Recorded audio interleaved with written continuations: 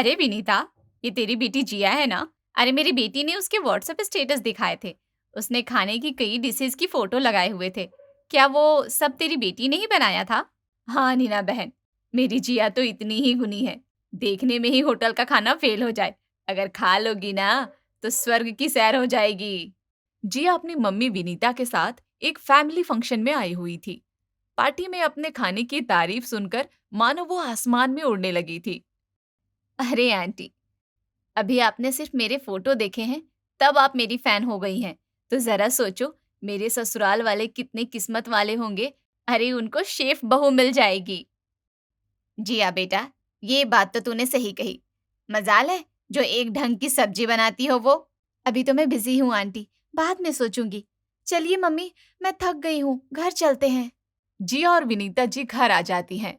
उस दिन के बाद तो जिया को जैसे अपनी कुकिंग पे घमंड हो गया था।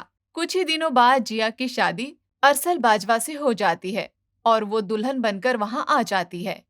अगला दिन होता है। मम्मी जी, खाने में क्या बनाऊं? मुझे बहुत भूख लगी है। अरे कल तो दुल्हन बनकर आई हो, कुछ दिन आराम करो, घूमो फिरो, मजे लो।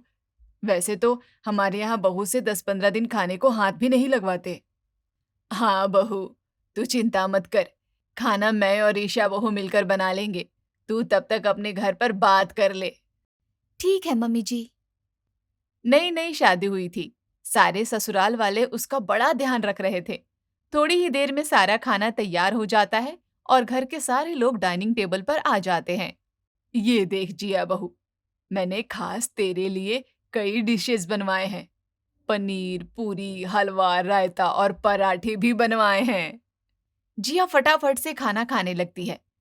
खाना खाते ही वो खाना मुंह से बाहर निकालकर फेंक देती है। अरे क्या हुआ जिया? खाना मुंह से फेंक क्यों दिया? क्या तुमको पनीर या पराठे से एलर्जी है? अरे बहू, तबीयत ठीक तो है ना तेरी? ये लो जिया, पानी पियो, ठीक लगेगा तुमको। ओफो, आप सब लोग मेरी टेंशन मत लो, मैं ठीक हूँ, मुझे कुछ नहीं हुआ है। भाभी, आप ये बताओ, ये खाना आपने बनाया या मम्मी जी ने? मैंने और मम्मी ने मिलजुल कर बनाया है। क्यों, अच्छा नहीं बना क्या? अच्छा, अरे इतना बेस्वाद खाना मैंने आज तक नहीं खाया। न इसमें मिर्च है, न मसाले, न स्वाद, और सबसे इम्पोर्टेंट, इसमें तो तेल का नामो निशान भी नहीं है। देखने में ही लग रहा है जैसे ये पनीर नहीं मिट्टी है। कैसी बात कर रही हो जिया? अरे इतना स्वादिष्ट खाना बना है और तुमको ये बेस्वाद खाना लग रहा है? मम्मी जी, ये तो कमाल ही हो गया। अरसल सही कह रहा है। अरे इतने सालों से यही खाना तो खा रहे हैं, ये गलत है जिया बहू। नहीं मम्मी जी, अभी आपने मेरे हाथ का खाना नहीं खाया। जिस दिन खा लेंगी ना, किसी के हाथ का खाना नहीं खा पाएंगी। अरे दूर दूर तक चर्चे हैं मेरे खाने के। खैर, मैं ये नहीं खा सकती, मैं ऊपर अपने कमरे में जा रही हूँ। जिया बिना खाए गुस्से में ऊपर चली जाती है और सारे घर वाले परेशान हो जाते हैं। रात होती है। अरसल बेटा, जिया बहू ने सुबह से कुछ नहीं खाया। तू एक काम कर, उसे बाहर खाना खिलाने ले जा, कम से कम पसंद तो आ जाएगा। बात तो सही है मम्मी, पर हम अकेले नहीं, सब लोग साथ में जाएंगे। अरे फैमिली पिकनिक भी हो जाएगा और देखना जिया का मूड भी ठीक हो जाएगा। बस फिर क्या था, सब लोग फटाफट से तैयार होकर चले जाते हैं एक 5 स्टार होटल में। वाह अरसल भैया, मेरे पति तो कभी मुझे इतने बड़े होटल में नहीं लाए और आप 2 दिन में ही जिया को यहाँ ले आए। बड़ी किस्मत वाली है जिया। बात तो सही कही है आपने, किस्मत वाली तो है। चलो सब लोग बताओ कि क्या क्या खाओगे, और जिया स्पेशली तुम बताओ कि क्या खाओगी। सुबह से भूखी हो तुम। हाँ, अरसल जी भूख तो बहुत लगी है। आप आलू के पराठे एक्स्ट्रा बटर डलवा के मंगवा दो, 2-3 सब्जी, एक्स्ट्रा मसाला और एक्स्ट्रा ऑयल, और चीज, एक्स्ट्रा मसाले वाले नूडल्स भी।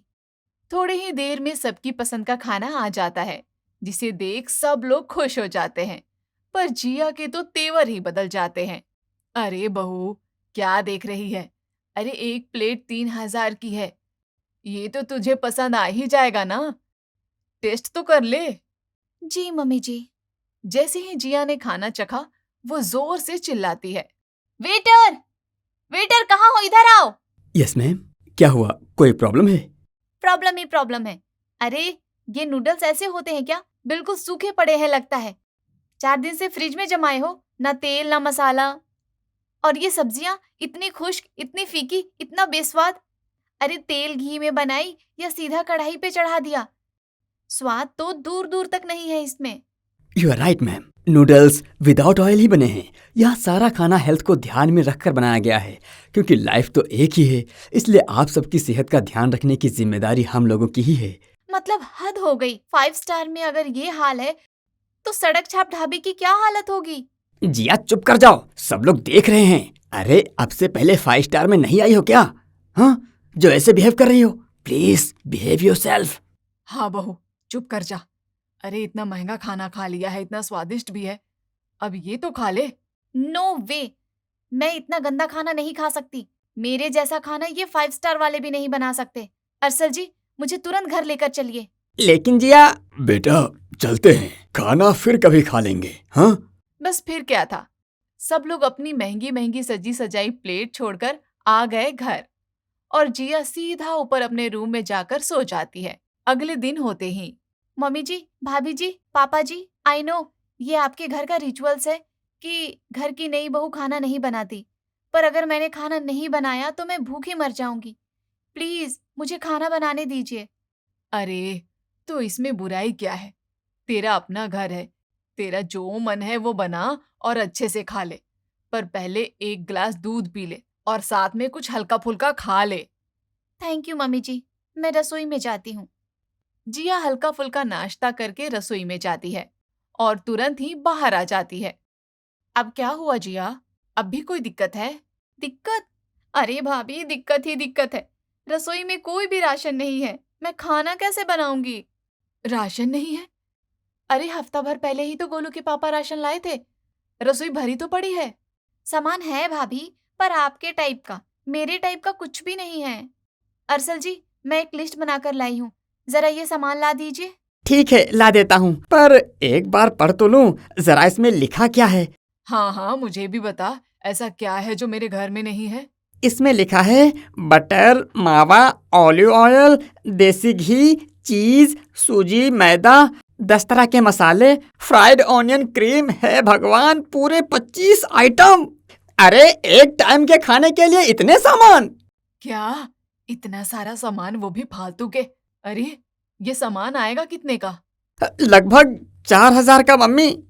हे भगवान, इतना महंगा खाना! अरे ऐसे तो हम कंगाल हो जाएंगे।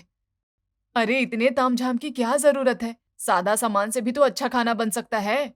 नहीं मम्मी जी, इन सब सामान के बिना मुझसे खाना नहीं बनता, और मेरे हाथ का खाना खाओगे ना तो फिर उसके बिना रह ही नहीं पाओगे आप लोग।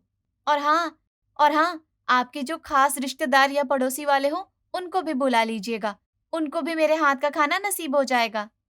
बात तो सही है, बुला लेते हैं रिश्तेदारों को। और जिया, मैं तुम्हारे हाथ का खाना खाने के लिए बहुत एक्साइटेड हूँ। यकीनन इतने सामान से तुम बहुत स्वादिष्ट खाना बनाओगी, मुझसे तो वेट ही नहीं हो रहा है। वो तो है भाभी। अब अरसल जी, जल्दी से ये सारा सामान ले आइए, और ऊपर ही ले आइएगा, मैं वहीं बनाऊंगी। अपनी रेसिपी शेयर नहीं कर सकती किसी के साथ। ये सुनकर हंसती मुस्कुराती ईशा का चेहरा उतर जाता है, पर वो कुछ नहीं कहती। थोड़ी ही देर में उनके रिश्तेदार भी आ जाते हैं और जिया 8-10 पकवान बनाकर तैयार कर देती है। अरे भाई, जब हमें पता लगा कि नई बहू खाना बना रही है, हमसे तो वेट ही नहीं हुआ, तुरंत चले आए। हाँ भाभी, अब जल्दी से खाना लगवाओ, मुझसे तो इंतजार ही नहीं हो रहा है, भूख से जान ही निकल जा रही है। हाँ हाँ, बस अभी लगवाती हूँ। जिया डाइनिंग टेबल पर खाना लगा देती है, जिसे देख सारे घर वालों का जी खराब होने लगता है, पर कुछ बोलते नहीं। रिश्तेदार जो खाना खाने को पागल हुए जा रहे थे, एक निवाला खाते ही रुक गए। अरे दीदी, आप कितना एक्साइटेड थी खाना खाने को, और खाइए ना, क्या हुआ? अरे रुक क्यों गई आप? एक्साइटेड तो थी, चख लिया बहुत है, क्योंकि आजकल पेट थोड़ा खराब चल रहा है। क्या फायदा, खुशी खुशी में खा लूं और फिर बाद में दिक्कत हो। क्यों क्यों जी? हाँ हाँ, सही कहा, मेरा भी वेट बढ़ गया है, इसीलिए डाइट पे हूँ और खा नहीं पाऊंगा।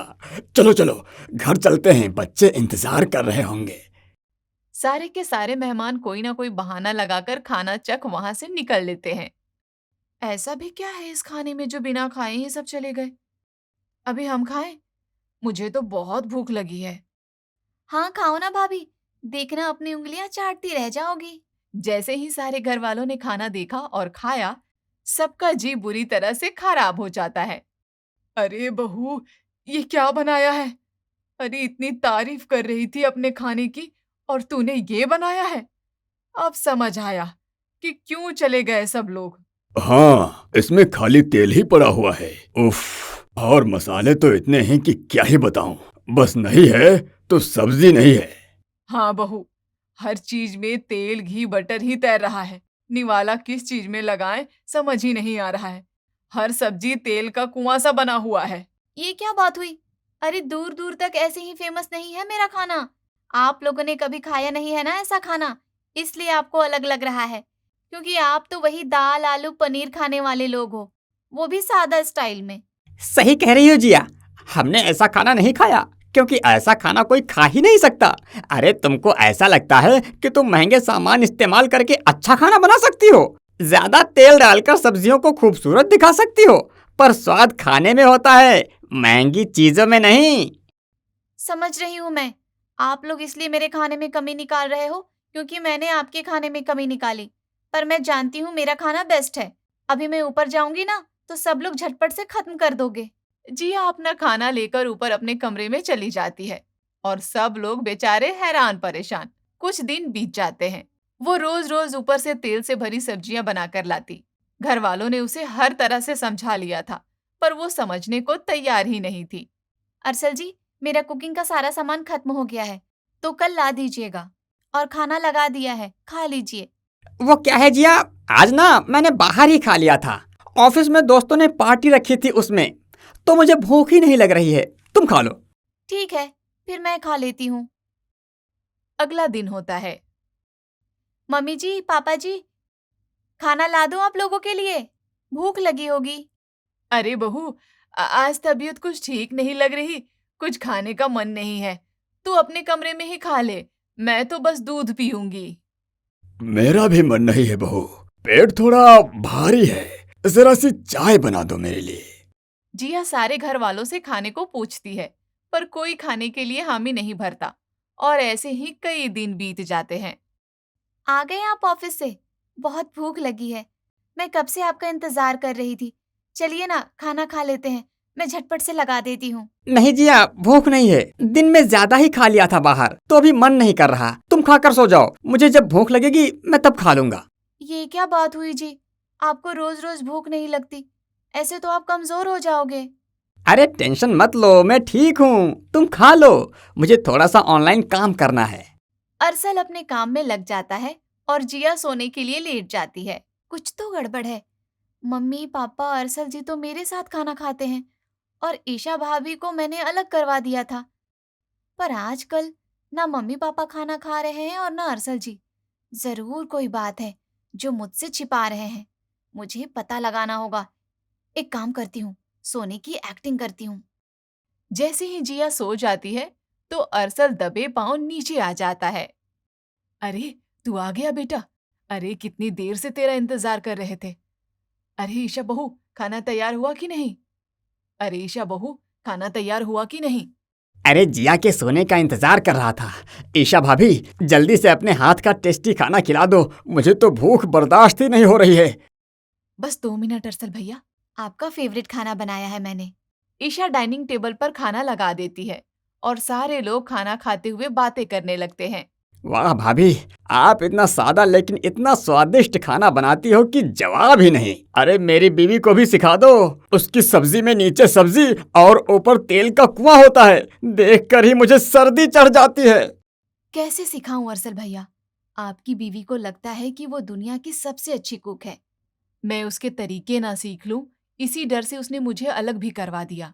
हाँ भाभी, जानता हूँ, हमारे परिवार से अलग है वो। पहले हम सब लोग एक साथ बैठकर खाना खाते थे और अब वो हमें एक एक प्लेट में खाना लगा कर दे जाती है पड़ोसियों की तरह, और खुद अपने कमरे में ही खाती है।